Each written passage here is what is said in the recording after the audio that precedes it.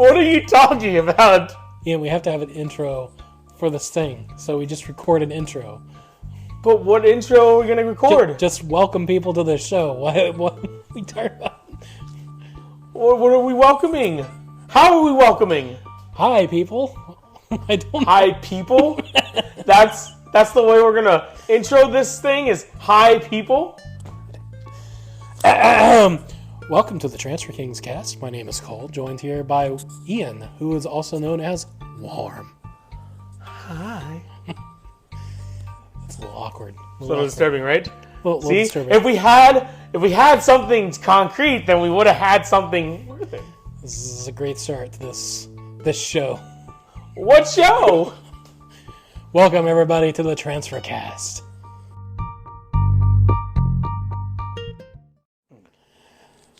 Welcome, everyone, to episode 1 of the Transfer Cast. We have had some episodes on our feed in the past, but this is the first official episode. So thank you so much for joining. I, of course, am Cold, a.k.a. Colby, joined here by Warm, a.k.a. Ian. Thank you very much. And this is going to be kind of a crapshoot of an episode because we're still trying to obviously get our footing, figure out what all we're going to talk about. We've got a small list of things here for our first episode.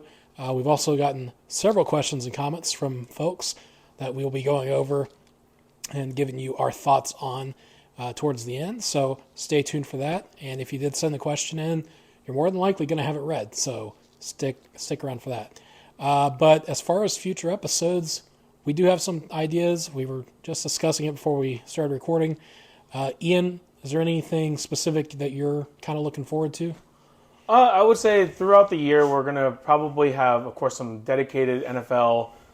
Football season is definitely huge, and we tried that as one of our other podcasts.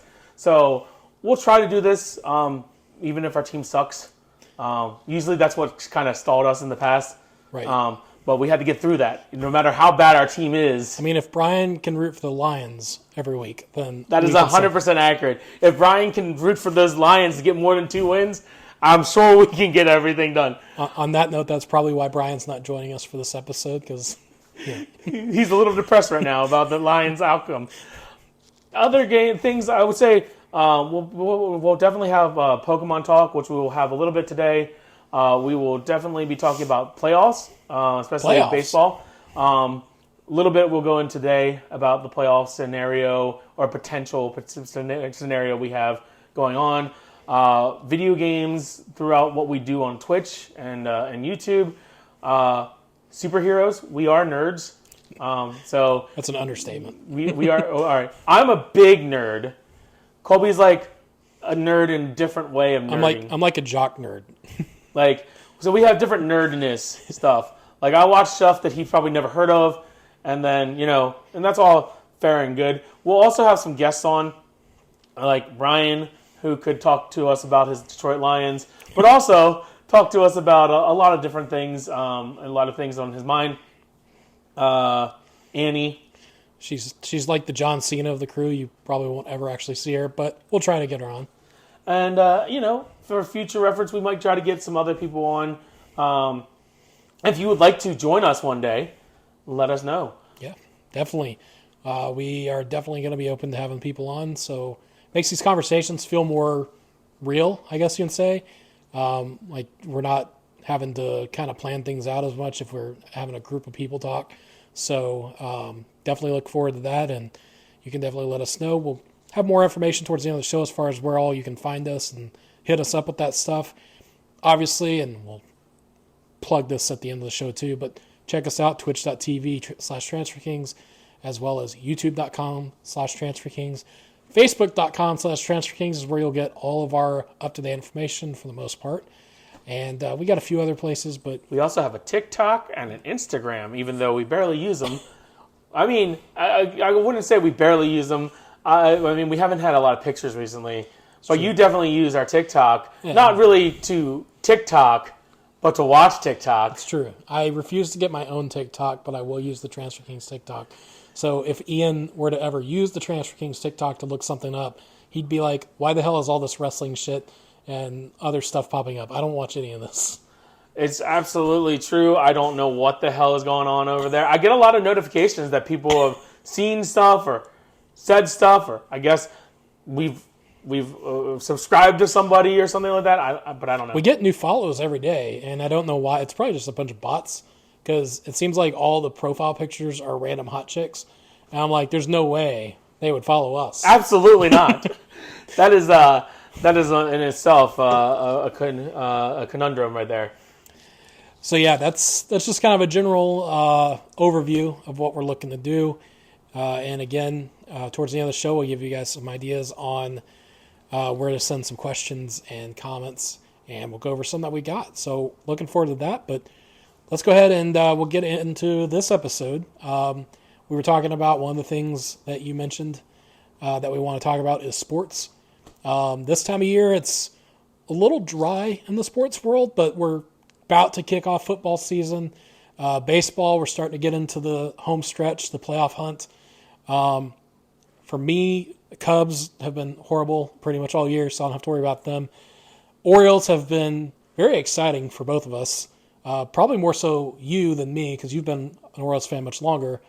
But this team 2 months ago we thought was going to be a number one draft pick again, and now there's a chance they can make the playoffs. Do you have anything you want to say as far as the Orioles and this Orioles magic?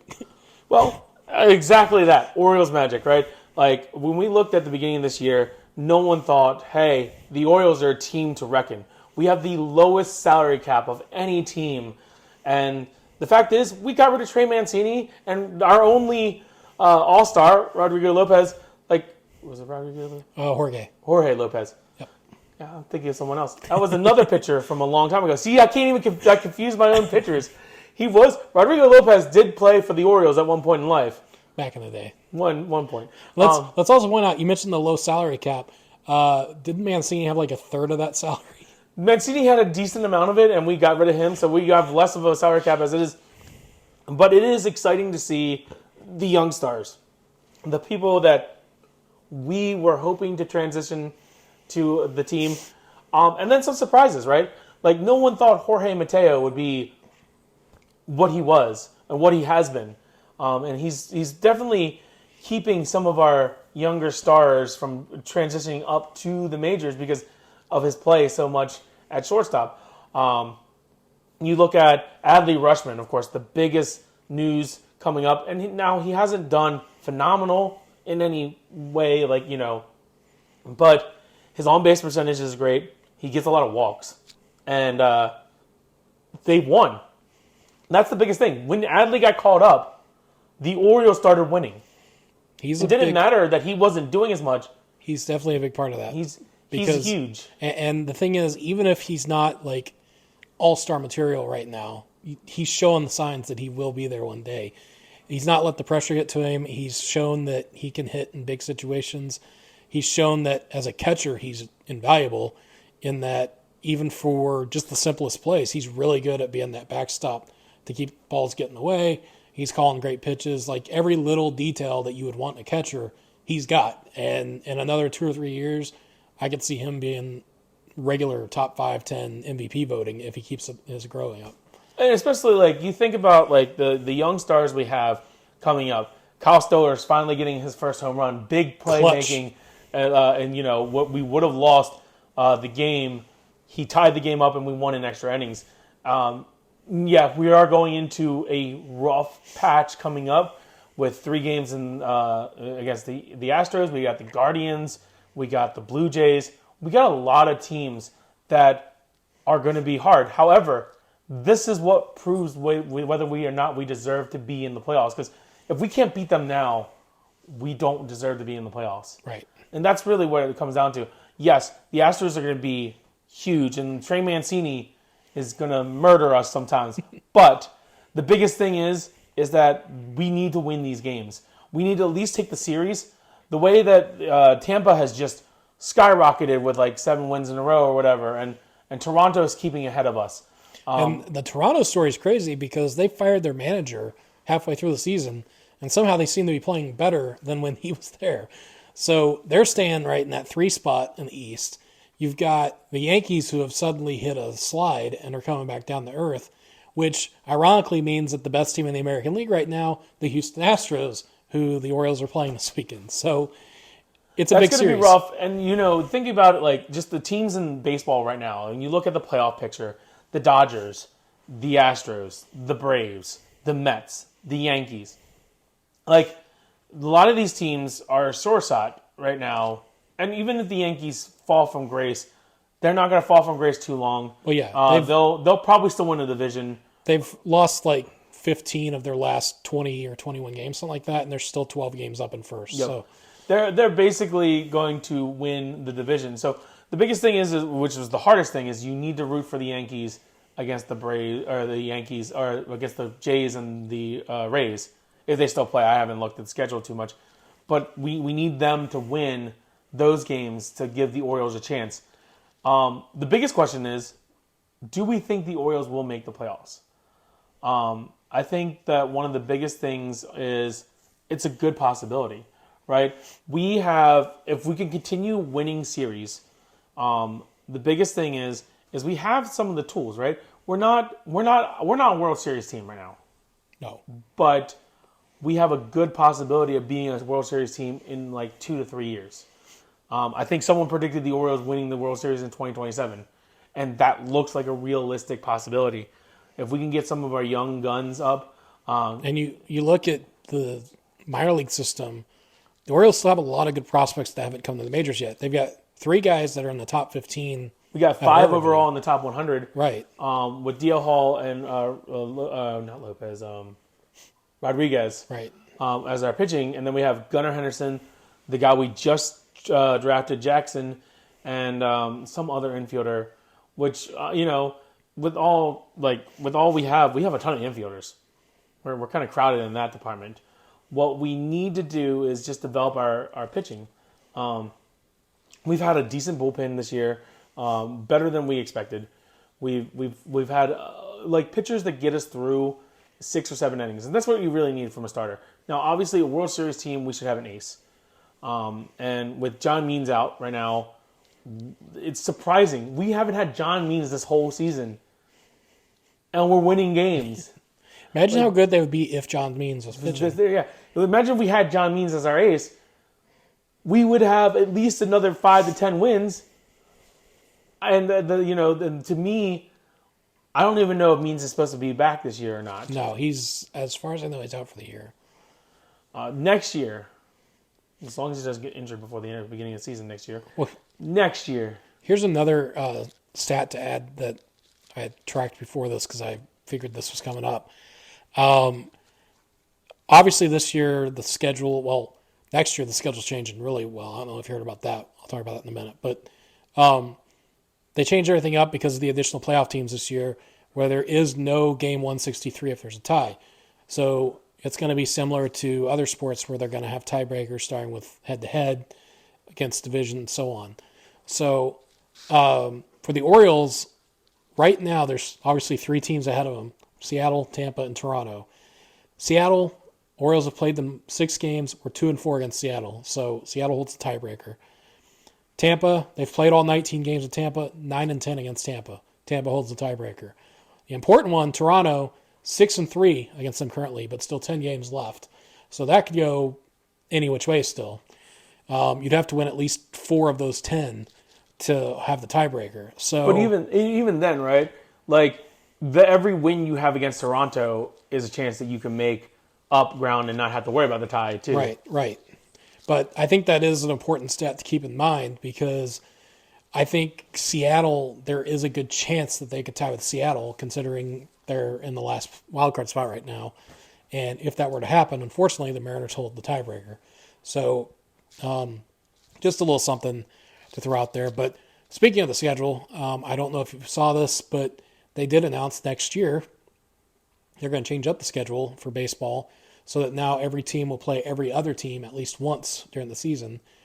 I forget what the numbers were. I know they're cutting down. Well, they're cutting down the division teams from to 13. Yeah, 19. So you're losing 6 games, which is basically 2 series from each team. Right. And then you play home and home with every team in your league, and then you keep your cross league rival 2-2, which is ours is the Nationals. Right. And so it'd be like Cubs, White Sox, Nationals, Orioles, Yankees, Mets, Cardinals, Royals, like those series. Those will be 2 home and 2 road. Those don't change. And then you'll play every other team in the other league once on the road or at home in a 3 or 4 game series. See, I wasn't a big fan of the change because I think that the whole point in having interleague play in itself is a little crazy to me because the whole point in having the 2 different leagues is that you're playing these teams. The World Series would be a team that you haven't played, hypothetically, back in the day, right? Like if it was just American League, National League. Back in my day. Back in the day, you just played American League teams. You just played National League teams. And then the winner of those divisions or those leagues get to play each other for the first time. And that was exciting. Now, understand that like nowadays people are just like, well, I just want to see different areas. I just want to be able. It's unfair that the Orioles have to play the Yankees 30 times, whatever. I get that. I do. But at the same time, like what makes division rivals, like we grew to hate the Yankees so much because we played the Yankees so much. Like, and 13 games is still decent. I think you should have cut it down to like maybe 16 games a season. I mean, it has to be an odd amount because you want to be able to have a tiebreaker. But like 15 or 17. 15 would probably make more sense. But I do get that angle of it because obviously as a Cubs fan, playing the Cardinals every year 19 times, that's always the big games of the year, whether the Cubs are ass or if they're really good. When you're any team, you want to play your rival the most you can and you want to beat them the most you can. So I do get that. That being said, I do also like the fact that if you are going to have interleague play, having every team play each other at least once, just because, I mean, if you're going to have it, you might as well do it. I mean, but the rotation they had right now is by division, right? But you still played your rivals. You play your rival every year. Well, the year that you played their division, you play them 4-4 versus 2-2. Right. But that's, to me, that wasn't bad. Like, I get it somewhat, but like they're trying to balance schedules. I think the other issue too is that somehow it was unbalanced because I know earlier this year the Orioles played at St. Louis, and it was the first time they've played at that Busch Stadium because of how the scheduling rotation worked out. And that Busch Stadium opened in 2003, 2004. So 18 years they'd never played in St. Louis. I mean, we've only played them every other 3 years, I guess. So, like, and it always ends up in Baltimore. Yeah, so. And it was like, and I watched a lot of those games. Yeah, I've been to a couple. But like, and that it's interesting. But yeah, they should have had a better system, anyways, for when you play. Like, football had a concrete thing until they made 17 games, and then that fucked up everything. Well, yeah, I guess kind of. Like, I mean, the NFL's rotation is still the same. It's just that they added that extra game, which is, I'm not a bit. I mean, at least it's one less preseason game, but even still. But then, I mean, preseason, regardless of whether it's a preseason game or it's a regular game, 17 games is like it doesn't make any sense, right? Like, people wanted to be better because they wanted to see more football or whatever, but in reality, the 16 games were what worked, and now you can basically say, okay, well, why not make it 18 games at that point, right? Yeah, like, why? But, I mean, you could go back in time and say, well, 14 games worked because they used to only play 14 games up until the 80s, I think, was when they switched it. And then it was either the mid to late 80s, I think, was when they did it. But then they switched to 16 games, and people were like, well, that's ridiculous. And nowadays, everyone's like, oh, 16 games is perfect. I don't know why they went to 17 games. Well, people are going to get used to 17, and in another 10, 15 years, they'll up it to 18 or something like that. Oh, 18's ridiculous. I was fine with 17. 20 would be... Well, let's just go 20, all right, guys? We're just not going to have any preseason. No preseason, just a flat 20 games. Did I go off? Good there. You should still be on. I don't know what these buttons are, but I accidentally hit a button, so I don't know. Yeah, you're definitely recording. So. All right, so I don't know what the button does. Yeah, don't hit any buttons. Well, I've hit it twice now. Stop hitting it. I will continue to hit it. Touch, touch, touch. All right, anyways, so baseball in general, I think the biggest mix is, what are your thoughts of the Orioles' chances of making the playoffs this year? It's a tough one because if I take my bias out, because obviously I want them to make it, because if they don't, then it's like, well, they made a good run, but now they don't have the playoffs, and they also have a shitty draft pick. So at least if they make the playoffs, they've got something to show for it. But taking all that out, I'm not. God, they have a really tough second half schedule.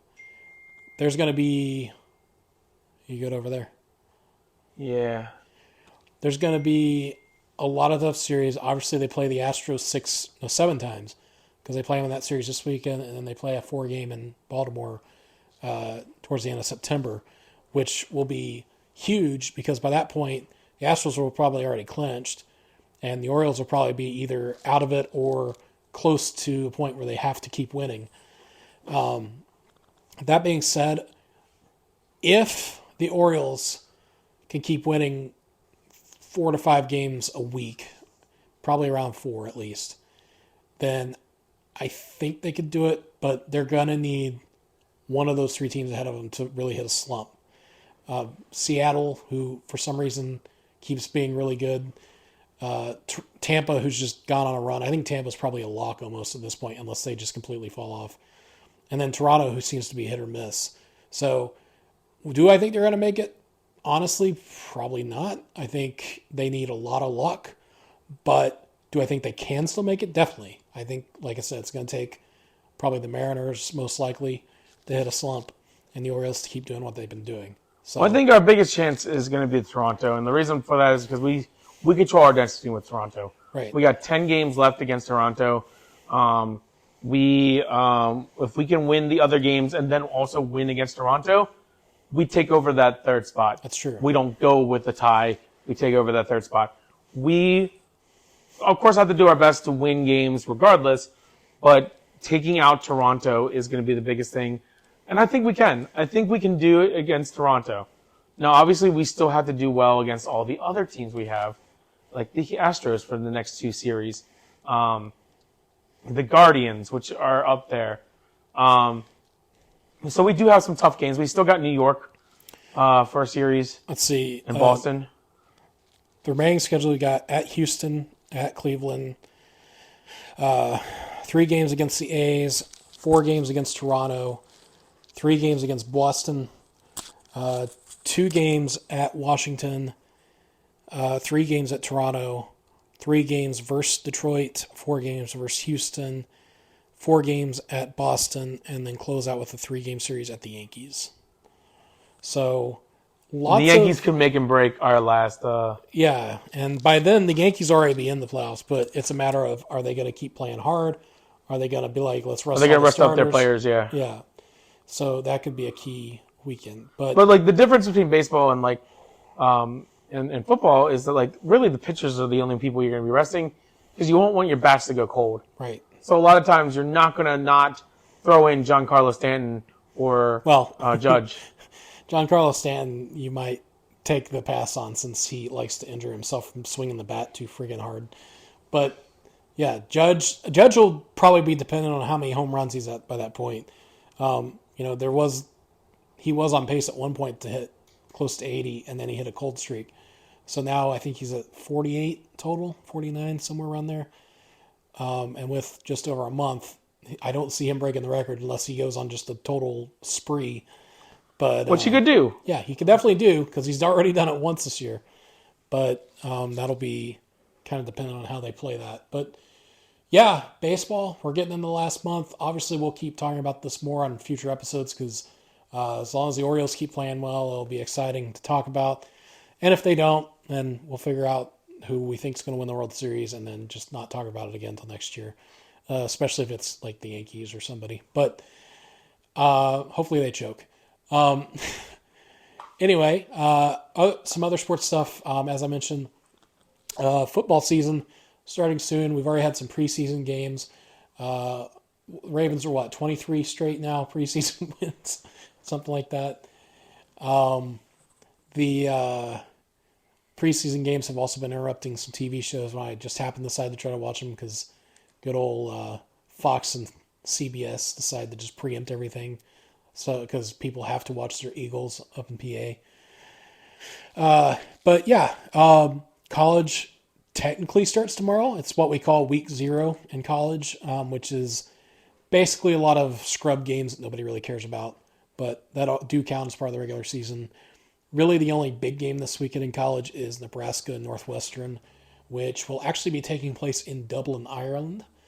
I think Nebraska's like a 10-point favorite, so I assume they're going to win. I don't know a whole lot about either team this year, but that would probably be my pick if I had to pick a winner.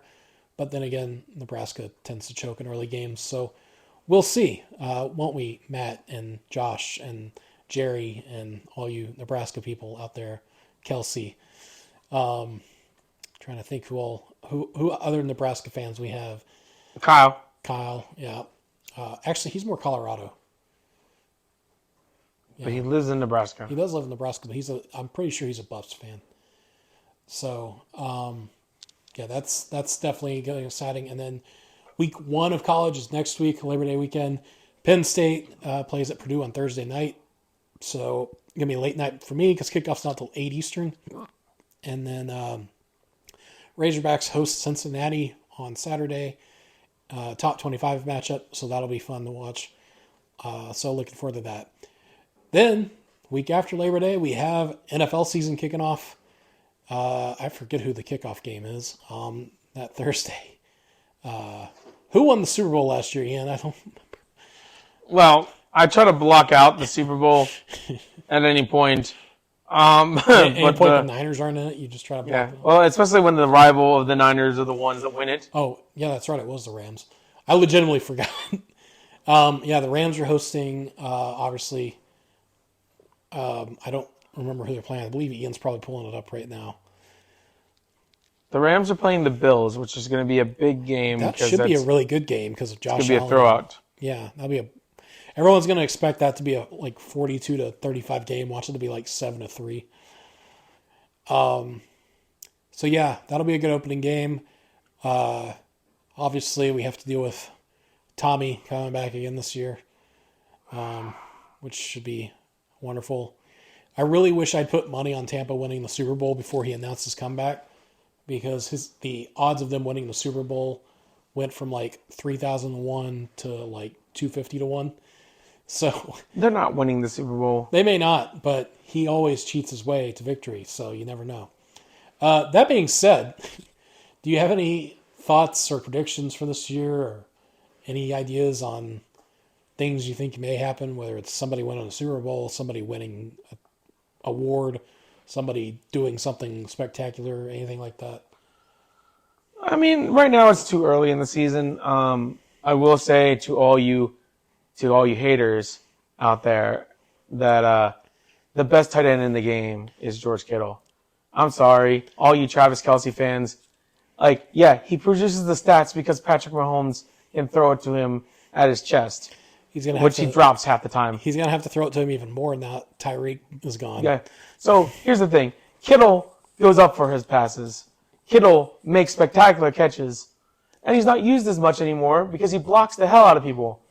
So statistic-wise, if you're looking for fantasy, Travis Kelce is the better bet because he'll get the ball thrown to his chest every game right there. George Kittle, on the other hand, if Trey Lance can make a throw to him, we'll see how that goes. But if he does make a throw, you will bet your ass that George Kittle is going to make an amazing catch. Speaking of your quarterback situation, is Garoppolo still at the team by the end of the year? Garoppolo should be cut before the regular season starts because we need to shed off that money. There's no reason we should be keeping Garoppolo on the team. There's no interest in him right now in terms of a trade because no one wants to give up anything for Garoppolo. But the moment he's cut, I think the Seahawks are interested. The Browns might be interested. But we aren't going to get anything from the Browns or the Seahawks. So instead of playing chicken and then taking in all $25 million he's owed for no reason, cut him. Look, I understand we're not getting anything from him. We probably shouldn't anyways. It's Jimmy Garoppolo. Just cut him before we lose out on the money. That's all I can say. That's where I'm at right now. We don't need him. He's not going to be a benefactor because we have Trey Lance right now. Not saying that Trey Lance is going to make MVP numbers or even amaze anybody. He might do better than what some people are projecting. But with him being handed the reins, Wrapup is going to be on the bench. And he, apparently, if you read any articles, he's hard to even text right now because he's not even the starting quarterback. He's not going to camp. He's just on the roster. His teammates try to reach out. He's not even able to be reached out. So why do you need that negativity on your team? Well, the thing is, even with the Niners, you don't need the perfect quarterback or a good quarterback to run that system. If you just have a guy like Trey Lance, who's still young, still learning, not the greatest passer in the world, but he can get the ball to the receivers, that's all you need because you've got George Kittle, who can literally catch a ball that's 20 yards over his head.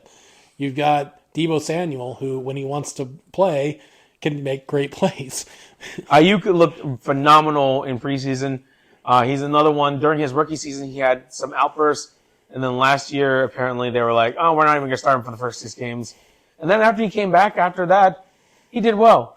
Ayuk is another person you should be looking out for. He is a number 2 receiver. And Jennings they had stepped up. So we have 3 receivers and a tight end that if this quarterback can at least try to make a play, we might have something. He's more mobile than Jimmy Garoppolo, so he's not just going to take the sacks. But we do have a worse offensive line right now, so he might have to run a little bit more he might have to pull Lamar Jackson because he's not making it beyond that. Now, talking about Lamar Jackson and the Ravens, Mark Andrews is basically going to be that key weapon. And then I think they've used their other 2 draft picks at tight end. Someone's ranking them the best tight ends in the game. Here's my thing, right? To me, Kittle, Kelsey, Andrews. That's your order. Now, the other people around him are not proven. They played in preseason. How's that proven? That's not proven. So, Kelsey, well, we don't really have anything else for Kelsey. And Kittle, we use Juszczyk. We don't use another tight end. We use our fullback, which we signed for another couple years. So, we don't use that either. So, of course, the Ravens should have a benefit because they're going to have more than one tight end running the scheme, whereas Niners are just like, chuck it up in the air and Kittle might be there. That should be a shirt. Chuck it up in the air, Kittle might be there. I would do it. But, I mean, the Ravens, I mean, they're going to, them and Cincinnati, of course, are going to run away with the division right now. Cincinnati just has to prove that the last year wasn't a fluke. That's basically their thing. Is Joe Burrow Joe Cool? Can Eli Apple actually cover a person? No. We already know the answer to that question. The answer is no. You never know. They kept him. Yeah, I don't know why. They could have easily drafted anybody that would have been an upgrade. They could have signed anybody that would have been an upgrade. Did you not see that in Bengals training camp, they decided that the best way to train him was to put him on Jamar Chase, where he was getting burned on every fucking play? But let's face it, most cornerbacks are going to get burned by Jamar Chase. Exactly. Why would you take his confidence down even more? He already has none. But, I mean, you have to play against the best to be the best.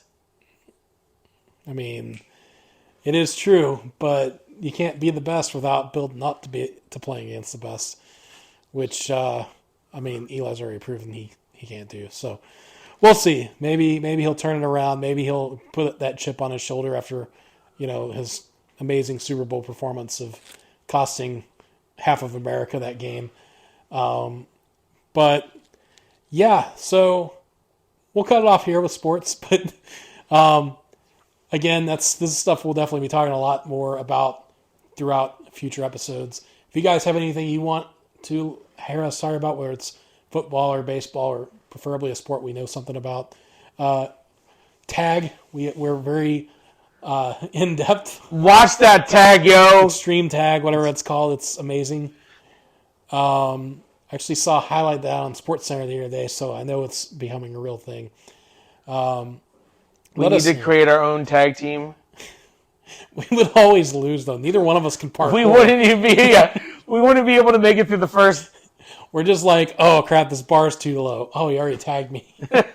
Oops.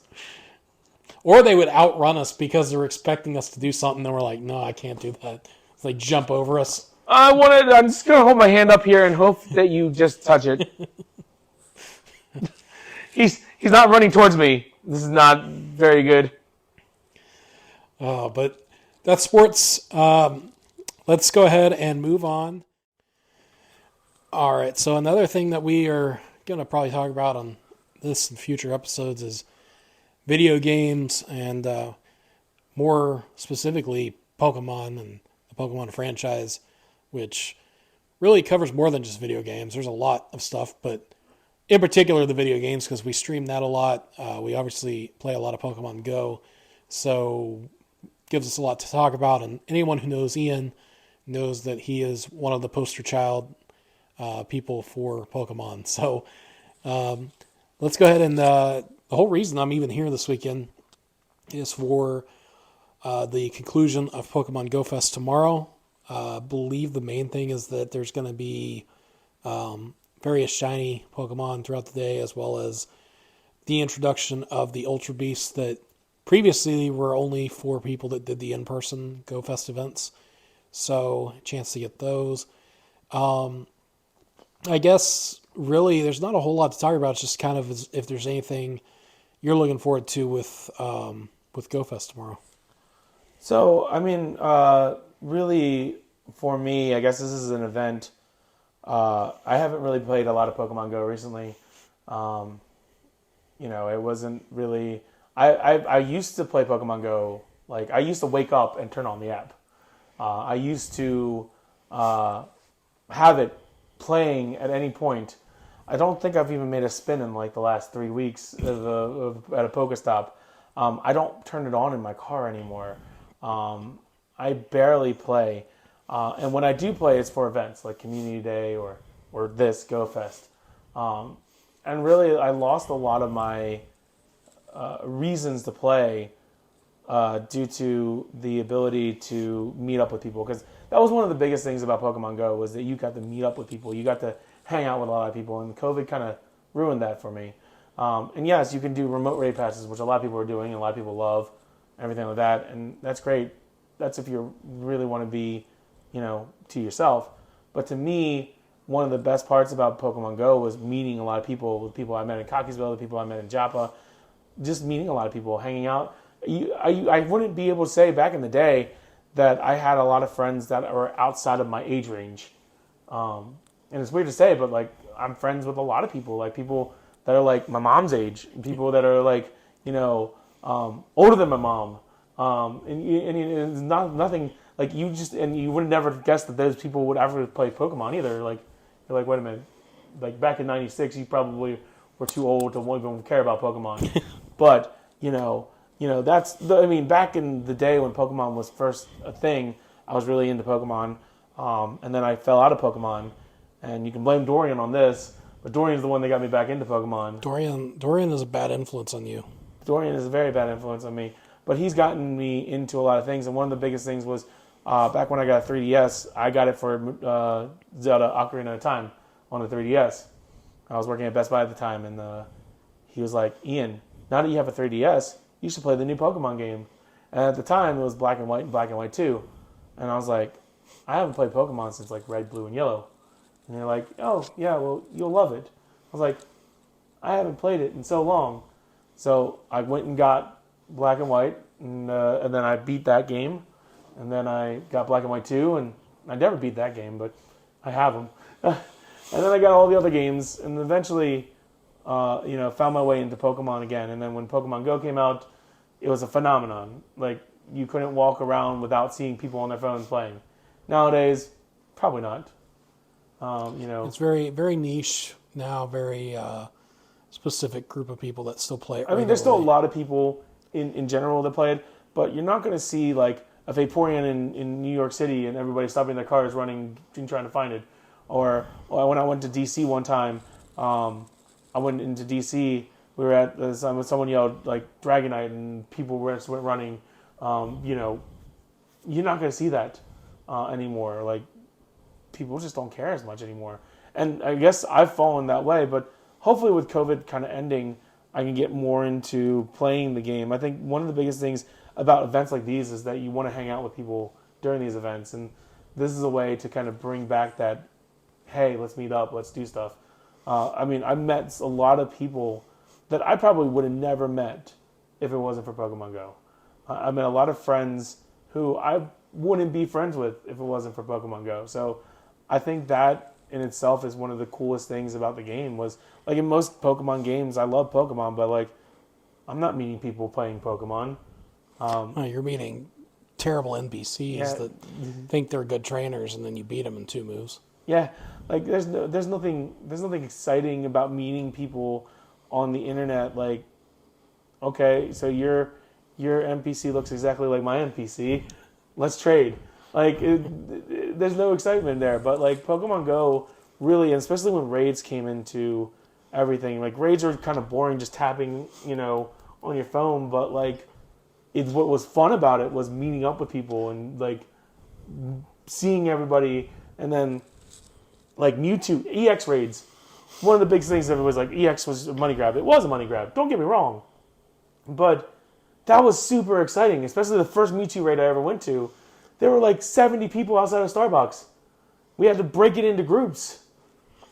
Like seeing that much and meeting so many people was super cool. And it's really sad that like we haven't really gotten that nowadays. Like Pokemon Go has kind of turned into like it's just like every other game now. I can just open it up and do whatever, and I guess like I'm in it for the shinies now, which I don't get. I guess that's one good thing for Go is being able to transfer a lot of Pokemon to home and then use it in the games. Is you can get a lot of shinies that you would otherwise have to grind for, and that's about the main use for it now. Yeah, it's like a Galarian Zigzagoon. I got so many of them during Community Day that I transferred a lot to home, and I can just go into Sword and Shield and play with a shiny Zigzagoon, which is really cool. I did catch one in the main series games after like 58 attempts, which is the closest I've ever gotten because I'm still hunting that damn Rookity.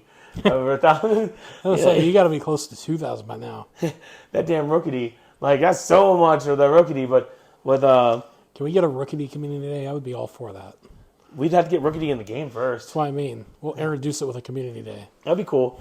I mean, I like a lot of people are speculating Litwick for October, which would be cool. Yeah, because its shiny isn't technically in the game yet. So yeah, and it's I like Chandelure, but everybody's still speculating. Are we going to get Chespin this month or this upcoming month? Or, well, I can't even think of who else. They could do another like Starly event where I'm trying to think what one. Pidove Community Day. It's already shiny, but we technically haven't had a Pidgey community day yet. Pidgey Community Day, Hoot Hoot Community Day, Tailo Community Day. Hell, get the rodents out. Rattata Community Day. Knowing them, they'd be like a Alolan Rattata community. Hey, I would take it. I'd still need some Alolan Rattata shiny. I wish they would have done like everything, like the Rattatas and stuff like that. I don't know. But yeah, there's so many things, but I don't know what we're gonna get out of the community day. I know we've got 4 community days left, not counting December's, which will be probably the same as this area where it's everything up to that point. We've got 1 in September, which will be on a Sunday, 1 in October, which will be on a Saturday, and then 2 in November, that'll be on Saturdays. But one of those is a throwback event, which probably means more Charmanders. I don't think Charmander. I think at this point, the first throwback was Bulbasaur, right? Yes. What was the second? Charmander was 1. We had... Was Charmander 1 or was Charmander Charmanders had 3? Charmanders had 3. They had the original, they had the one that people voted for, and it had one of the throwback days. Then Squirtle would probably be the next one. You would think that, but didn't Squirtle have one too? Did it? That's how little I played. I don't know what throwbacks. Then maybe Mareep. Maybe, or Dratini. Or Dratini, yeah. Like one of the old school ones that I didn't even get that many of. I would be fine with the Dratini day. That's fine with me. But, whatever it is, it'll probably be something, unless it's Dratini, that I just don't care about. Or maybe it'll be one of the old ones before I played community days where I was getting like 20 shinies a day. They'd be like, oh, I still need, more because I only got like 5. Only got 5. Back in the day when you got 5 of a Pokemon, you're like, holy crap. Yeah, now you're like, I only got 5. Some bull crap. But yeah, so that's definitely something to look forward to this weekend. I guess before we wrap this up, another thing, of course, is recently the last or most recent Scarlet and Violet trailer came out, which covered the new battle system. It's the, I guess, technically third trailer, if you count the original teaser, plus then the trailer that came out a couple weeks ago. So starting to get a little bit more information on the game, although probably not as much as someone like you would like at this point. But that being said, is there anything about the games coming out on November 18th that you are looking forward to as far as Scarlet and Violet? So I could go on for hours about Scarlet and Violet. Let's try to abbreviate it. But, the biggest thing is this is the first open world game that we had for a Pokemon game. The map looks beautiful. The Pokemon, not so great. Right? The new Pokemon, I think they're just not... Maybe they're saving all their ideas for Gen 10. That's a little... Like, all right, this is a good one. Let's save it to the good generation. Gen 9 is going to be the...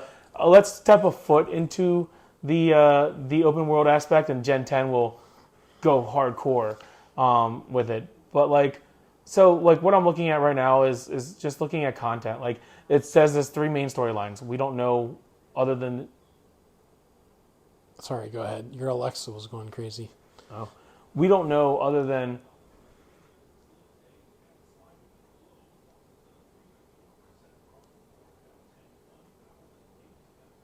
Alexa, stop. I don't know what that was. I don't know what's going on. Technical difficulties, folks. Anyways, with the 3 stories, we know about the gym, the story, but we don't know. And what we do know about the gym story bugs me a little bit, because you're not going to be able to scale. Like, you can't go to just any gym and then have a different team. You go to the 8th gym. Now, you can go in any order, but that really, you go to the hardest gym, you fight it, then what? Then every gym is going to be way easier because you already had to beat the highest gym level. Yeah, it makes no sense to me that they're not scaling. To me, scaling should be based on the number of badges. So when you walk in, the first gym, no matter what the gym is, will have 2 Pokemon at a lower level. And then when you get a badge, then the next team. So they have multiple teams for each gym leader that they use depending on what you do. Because I think the biggest thing is the replay value. I could play a game and I go to the water gym first, but then I could play the game and go to a dark gym first. And, it's just, depending on what is in different, you get to see different teams. So it's not like you're going to that same gym and facing the same team each time. You get to see different teams, you get to see different setups and see what it's like. Maybe that'll be Gen 10, but it's not going to be Gen 9, unfortunately. That is one of the things that disappoints me with it, but other than that, the open world aspect, the 4-player mode, which we will definitely go into because, obviously that's going to be something that we can play together. We don't get to play a lot of games together. Nope. So that would be really cool to... The last game we played together that I can remember was... A Way Out? A Way Out, yeah. When I ended up killing you at the end. So... You bastard. After I betrayed you. After betraying me. That bastard. But... Yeah, Pokemon in itself has taken a turn, and hopefully for the better. I hope that it looks like a well thought out game. Terrestrialize is going to be a weird gimmick, right? And a lot of people are talking about you turn into a Pokemon to any type you want. You can have a water type Gardevoir. You can have an electric type Gengar. You can have.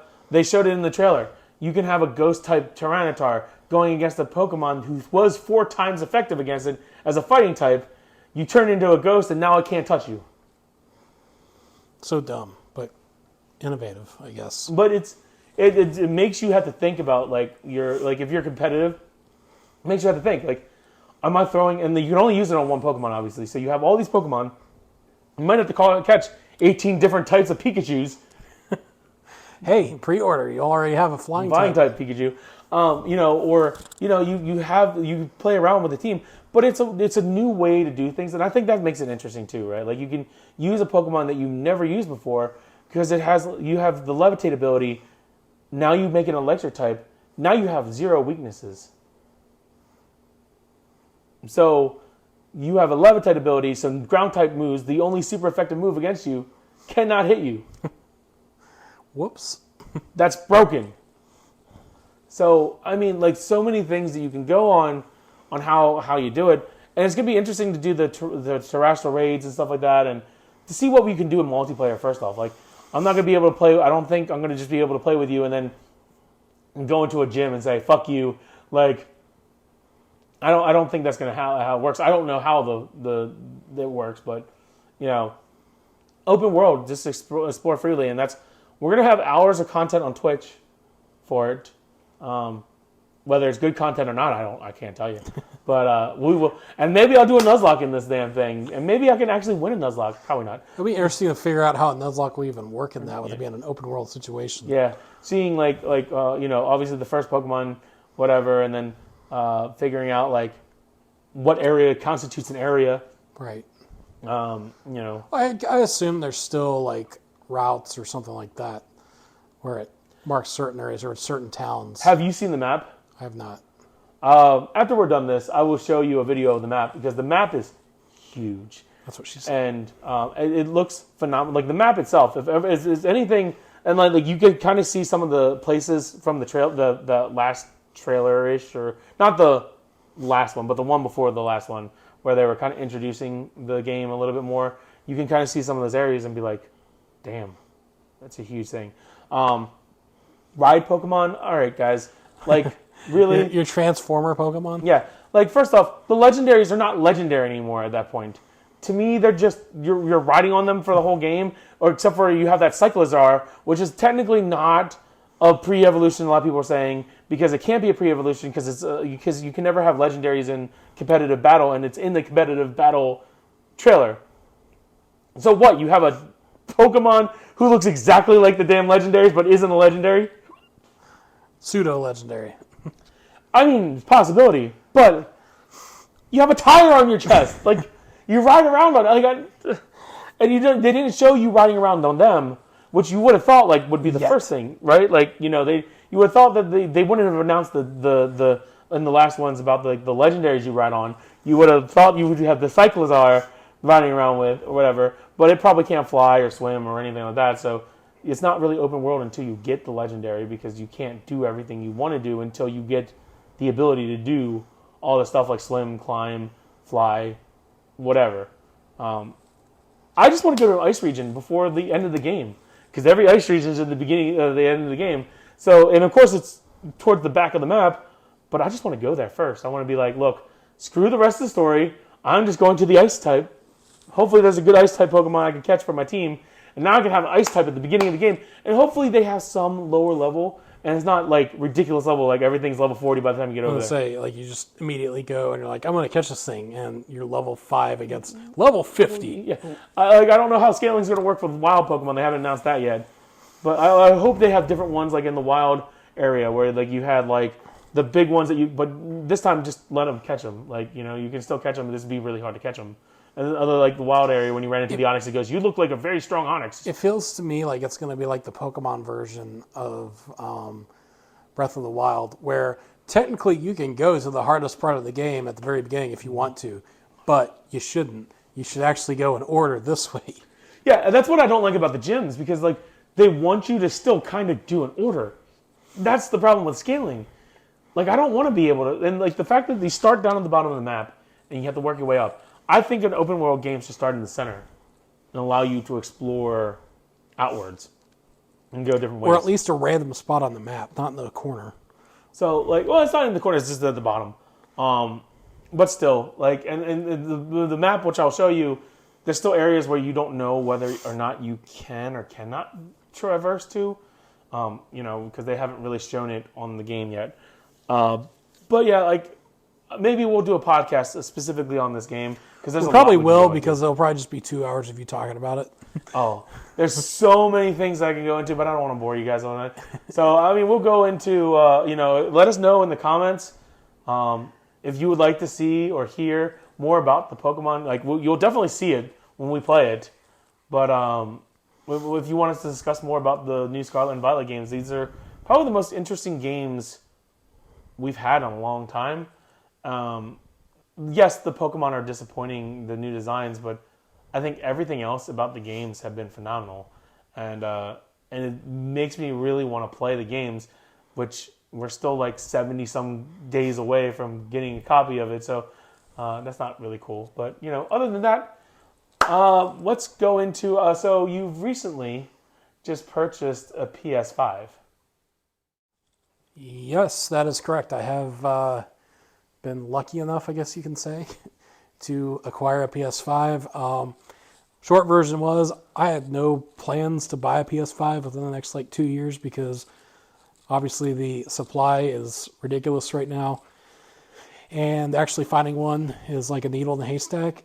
But I just happened to get one of those invites from Amazon where you sign up for anytime they get a supply in. And the email basically said you have 72 hours to buy this. And I was like, that seems threatening. I'd better do it so they don't do anything. So I went ahead, clicked the link, bought the PS5. It was the Horizon edition, so it came with Horizon Forbidden West, I believe it is, the new one. So I have it now. I can't really give any sturdy reviews on it because it's not like I've really had a whole lot of time to play it, a little over a week or two. I played a bunch of Madden when it first came out. I streamed Miles Morales Spider-Man for about 2.5, 3 hours with Brian last Saturday. And I've actually done a few more side quests on that are pretty fun. So it's fun. I do really like the controller on the DualSense. I don't know how to explain it, but it's just nice. There's a way you can adjust the vibrations and stuff, which is really cool. And I don't know. I mean, I still have a lot I probably need to play before I can give my final judgment. Obviously, I've had a Series X for 2 years almost now.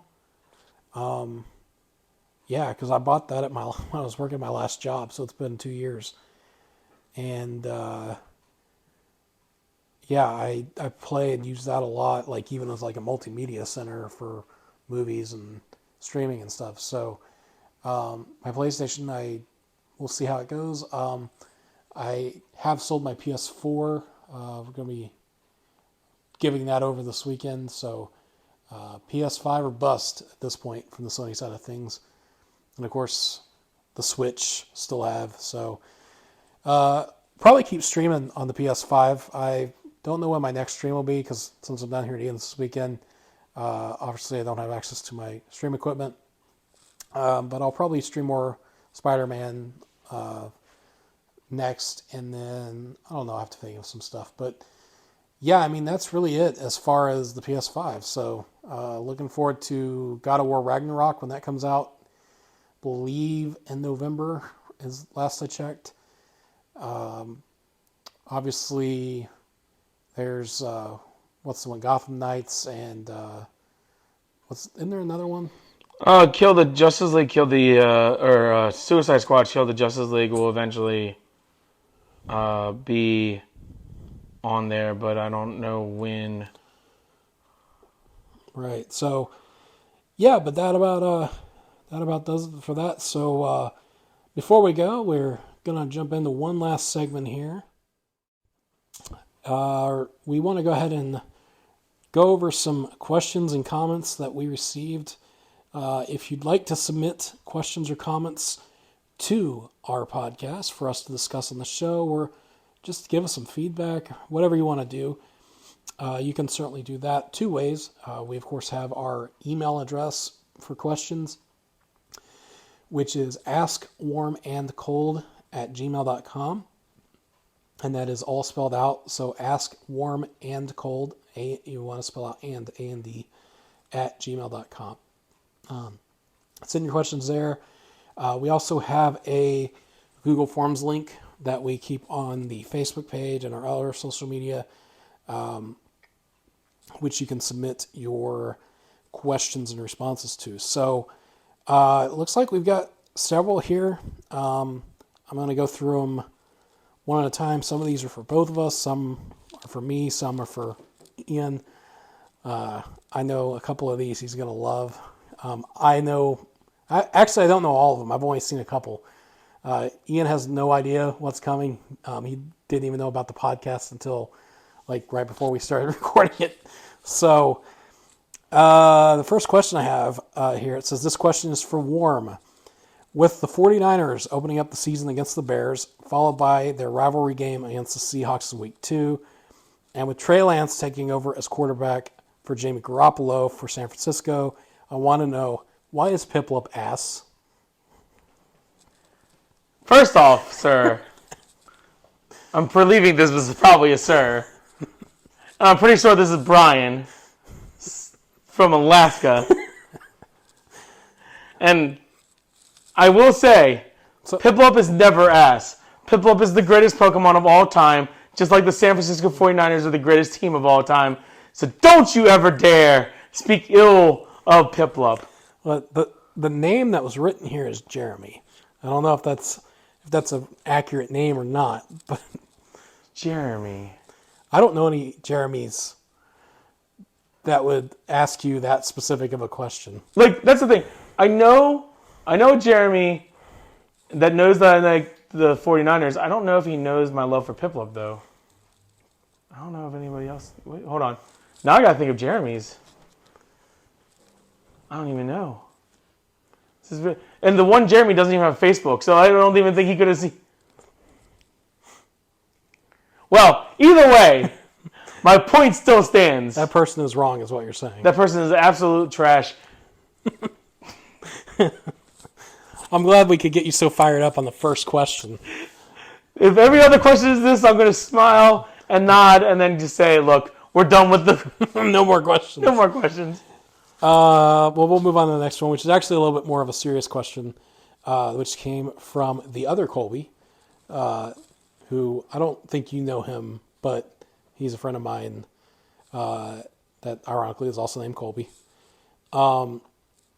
He put, this is usually a fun topic.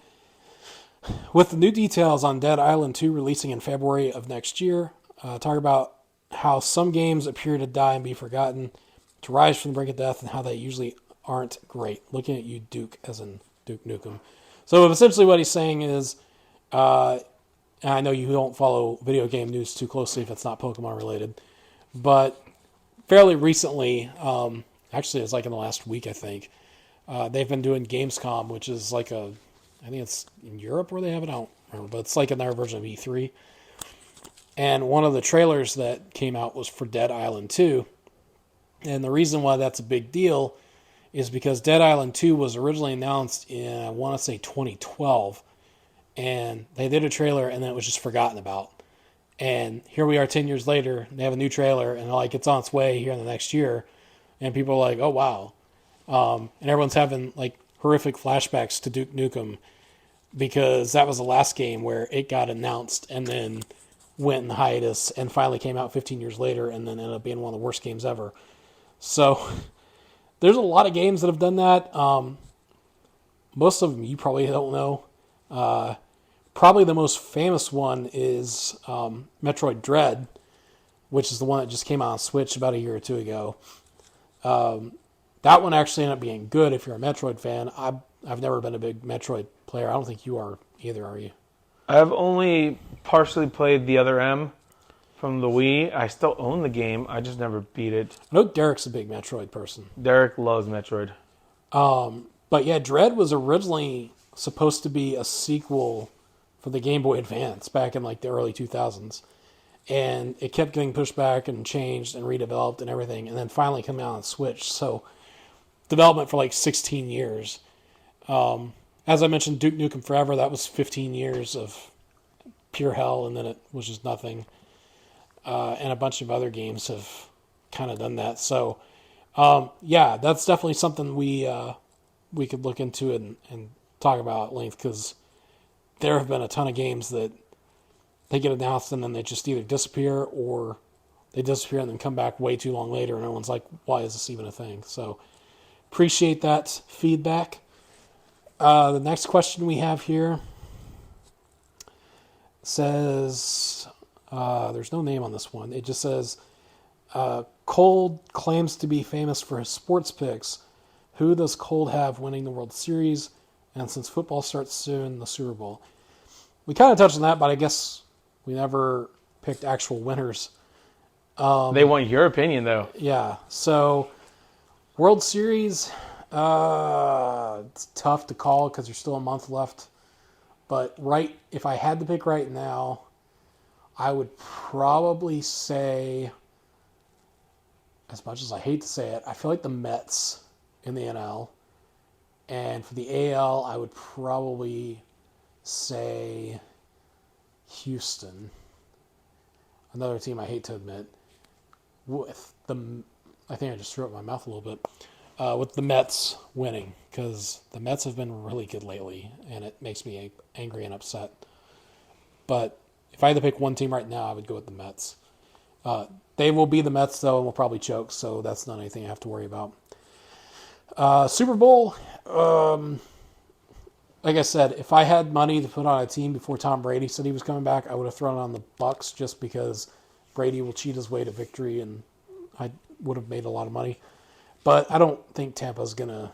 They'll make the playoffs, but I don't think they're going to get to the Super Bowl. I could see the Rams repeating, which I don't want. I'd love to see the Bengals go back, but I think they're going to be a one and done. So, and obviously my bias towards the Colts. The Colts will probably make the playoffs, but I don't see them going too far.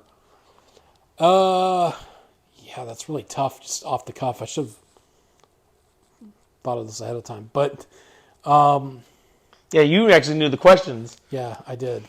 I'll tell you, it's really hard to bet against the Rams considering how much they're bringing back.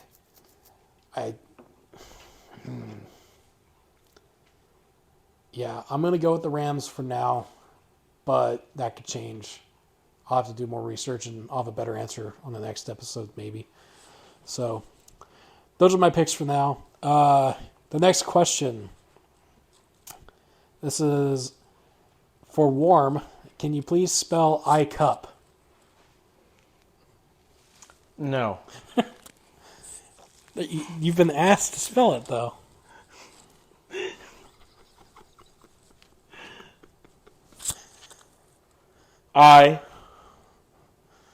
Cup.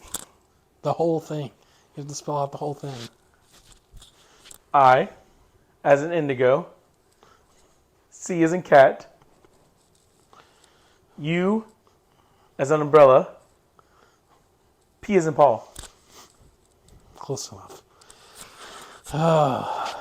It says that was from someone named Kyle.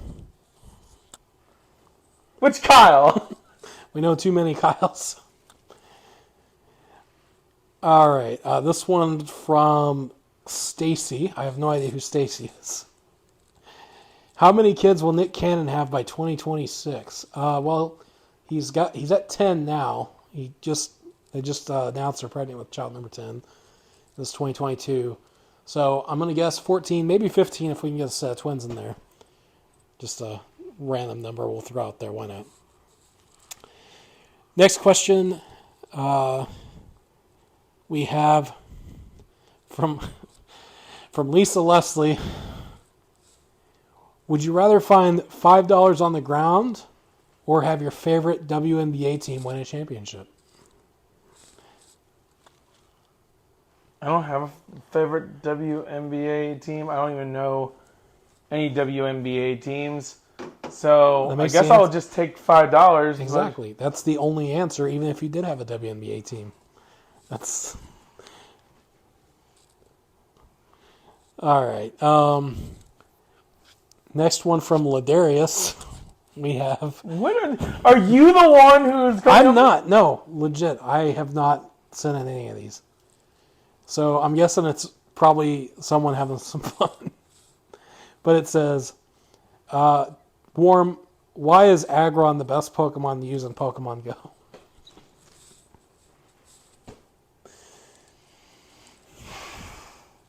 Look. Jason. LeJasonus. Jason. No. Aggrons should never be used in Pokemon Go. Ever. For battle, for raids, for gyms, like... For anything. Just trash them. No. But you're not against Aggron in the games, are you? Not in the main series. Aggron is like you can use any Pokemon in the main series games if you know how to use them right. And the difference between Pokemon and Pokemon Go is Pokemon Go, there's not a lot of like skill. It's just tapping. And Aggron is slow and weak in that. It doesn't have a lot of moves that it can kind of make use of.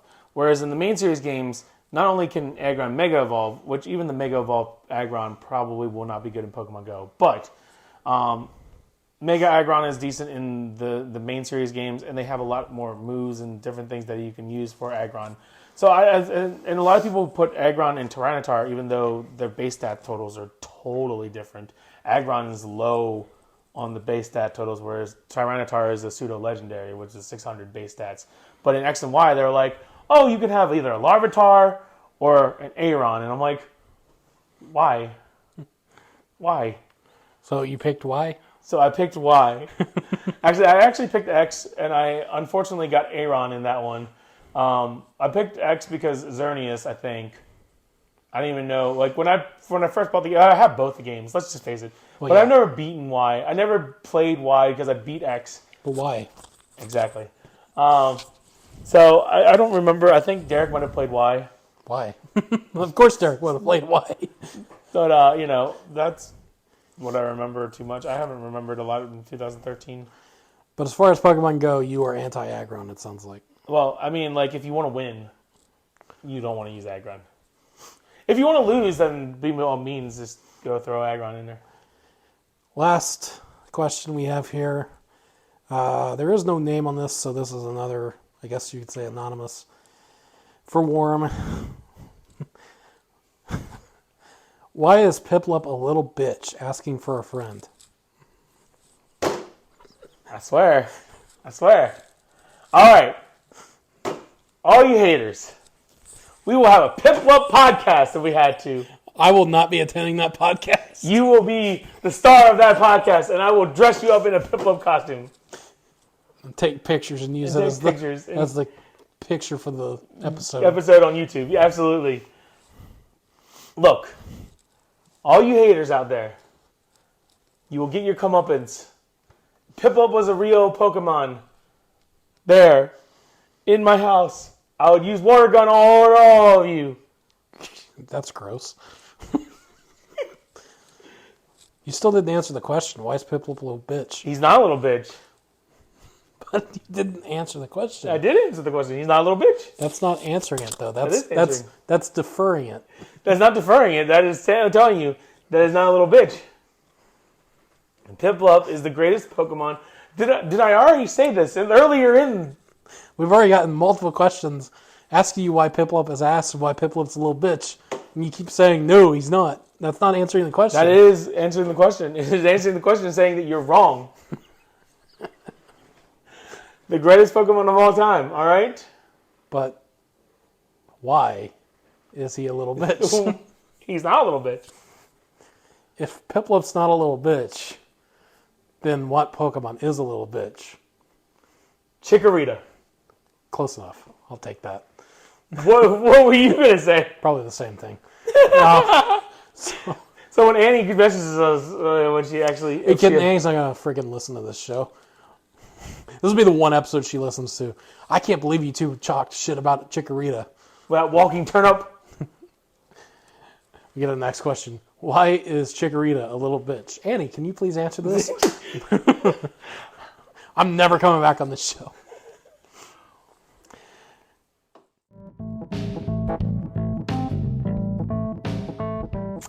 So that about does it for this week's first episode. We got through it. We made it through. Time to plug ourselves, as they say. Ian? That's gross. Yeah, it's very gross. That's what she said. Do you want to go ahead and throw the plugs out, and we'll wrap this up? All right, guys. So as usual, you guys can come find us when we actually stream, which we haven't streamed a lot. But if we actually decide to stream, you can catch us on twitch.tv/TheTransferKings. You'll see us on Facebook/TheTransferKings, where we will post things about Twitch streaming if we Twitch on it. We have a Twitter. Think at Transfer Kings. It's Transfer Kings 87. 87. There we go. We also have a TikTok. Who would have known? We also have YouTube. YouTube.com/the Transfer Kings, where we might post... Not the Transfer Kings, /Transfer Kings. But we might actually have videos. I don't know. The last one was about 3 weeks ago.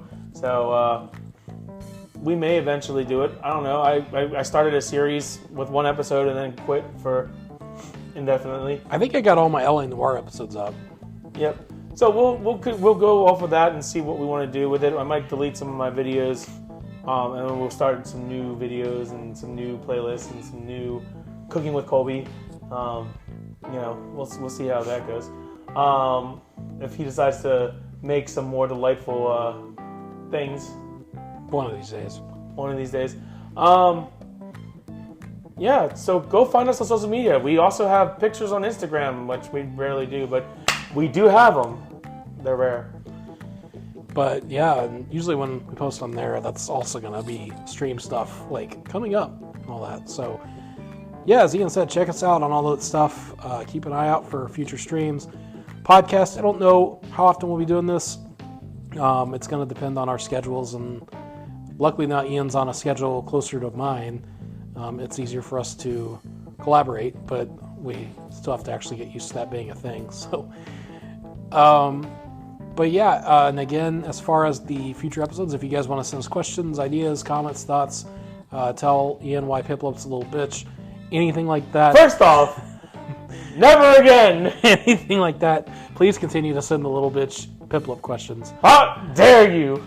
You can send those in to our email account for questions, which is askwarmandcold@gmail.com, or via the Google Forms link that we will have on our social media pages. We also have a website. Did you know that?